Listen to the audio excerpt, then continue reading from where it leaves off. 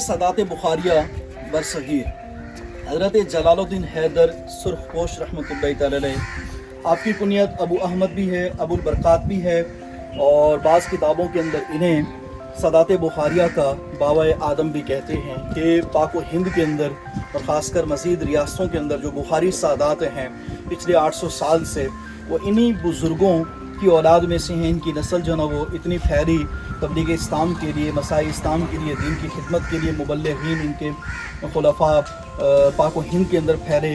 आज कश्मीर के अंदर, हैदराबाद दक्कन के अंदर, बम्बई के अंदर, दिल्ली के अंदर, हमारे कश्मीर के अंदर हर जगह पर इनकी जो ना वो नस्ल से और इनके हाथों के मुबल्लिगीन वहाँ पर मौजूद हैं, जिन्होंने उन इलाकों के अंदर उस दौर में जाकर तबलीग इस्लाम की, लोगों को मुसलमान किया। बेशुमार अक़वाम हैं जो इनके दस्ते हक परस्त पर बैअत हुई, मुसलमान हुई, और आज फ़ख्र से कहते हैं कि हम हज़रत जलालुद्दीन हैदर सुर्खपोश के हाथों इस्लाम लाने वाले कबीले और उसकी औलाद में से हैं।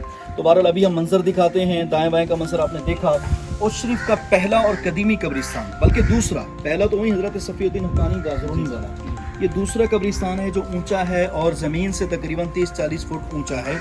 इसे भी दिखा दें।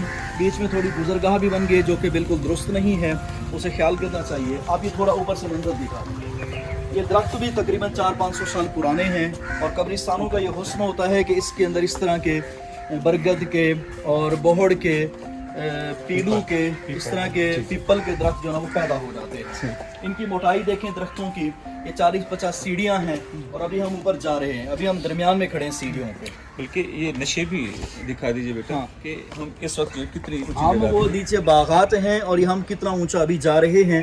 आप ये फसील दिखा देना, समझ में आ जाएगा। ये फसील तकरीबन 50-60 फुट की है।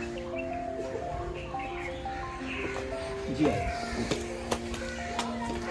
पता नहीं कितने मशाहिर इस कब्रिस्तान के अंदर जो है ना वो पैबंदे खाक हैं, उनके क्या क्या कारनामे होंगे, मुसन्निफीन होंगे। एक और चीज़ है ना कि उच की कदामत पे अगर हम बात करना चाहते हैं तो ये एक वाज़ेह बयान सबूत है कि ये साफ ज़ाहिर है कि इस जगह पे जो ना तह कब्रें हैं जी।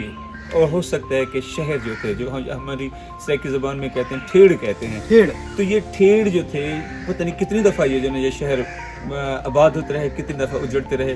तो ये उच शरीफ की कदामत पे जो ना एक वाज़ेह दलील है, वाज़ेह और बय्यन दलील है कि उच बहुत पुराना है जी। और इस पे इंशाल्लाह जो हम बात करेंगे, एक बात नहीं करेंगे, अच्छा खासा मुकालमा होगा, बहस होगी, और तारीख के डांडे हम फरोलेंगे, खोलेंगे, और ऐसी ऐसी बातें आएंगी कि आप कहेंगे यार कहाँ की बातें कर रहे हैं। क्योंकि मैं कहता हूँ तूफ़ान नूह से उच्च है, और सर भी कहते हैं कि ये जो ना वो बहुत कदीम है। लेकिन कोटला मूसा खां और वहाँ के इलाके की जो चीज़ें अभी दरियाफ्त हुई हैं, सिक्के दरियाफ्त हुए, इनके पास भी माशाल्लाह हज़ारों की तादाद में मौजूद हैं।